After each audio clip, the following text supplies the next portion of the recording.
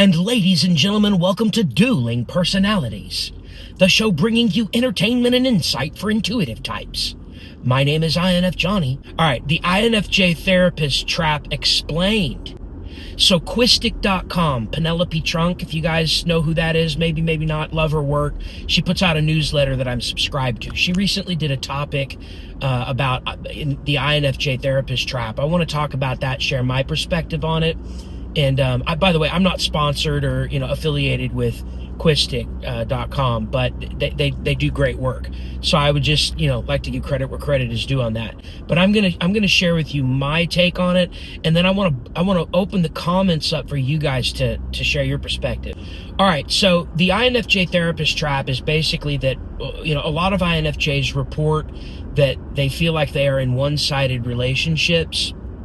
INFJs feel like they fall into this role where other people are dumping on them or venting or sharing their life experience, etc., which, by the way, a lot of times the INFJ is actually happy to do, because the INFJ does get an authentic pleasure and satisfaction out of helping other people with their struggles, including their emotional struggles, all right, friends and family, etc.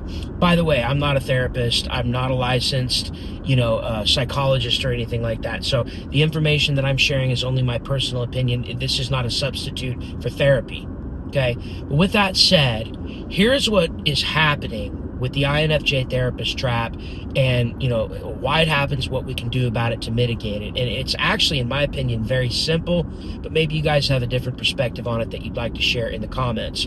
Go and hit that like button and subscribe now if you haven't yet. All right, so INFJs will have a tendency to, number one, authentically and actually listen to other people. Just the fact that the INFJ is listening to a person in conversation, that factor alone sets the INFJ apart, because let's face it, a lot of people in society do not critically listen to people. INFJs are excellent listeners in general. When you combine the fact that the INFJ is a great listener with the fact that they're also usually very empathetic, if not a full-blown empath, and then it compounds by the fact that not only is the INFJ a true introvert, but they tend to be very reserved, private people who do not share their inner experience very often with other people. What ends up happening is INFJs get in this conversation with somebody or with the group, and it's like the other people feel magnetically drawn to the INFJ, because it's like, holy crap, the INFJ is listening. I'm going to talk and I'm going to share.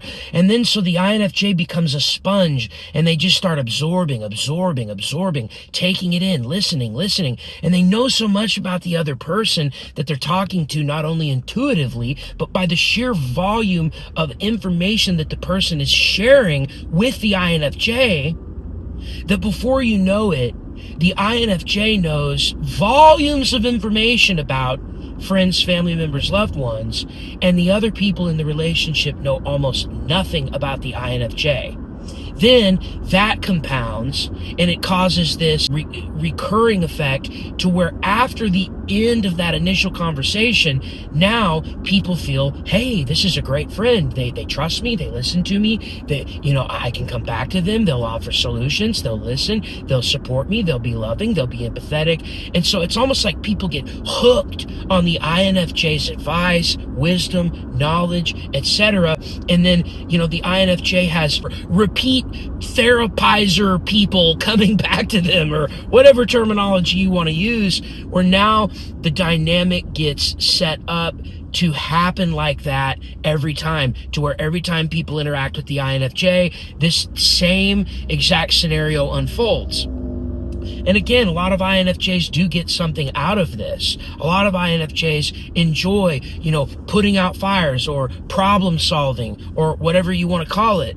But the INFJ feels like they're a victim of a one-sided relationship as a result of this. So what can we do? How can we mitigate this? All right, so INFJ, as difficult as it might be to do, The bottom line is that if you want to tip the scales more towards balance in conversation so that you are not constantly therapizing people and feel like you are in a one-sided relationship, you have to open up and share more about yourself and your inner experience. And you can do this by utilizing or wielding your auxiliary cognitive function of extroverted feeling.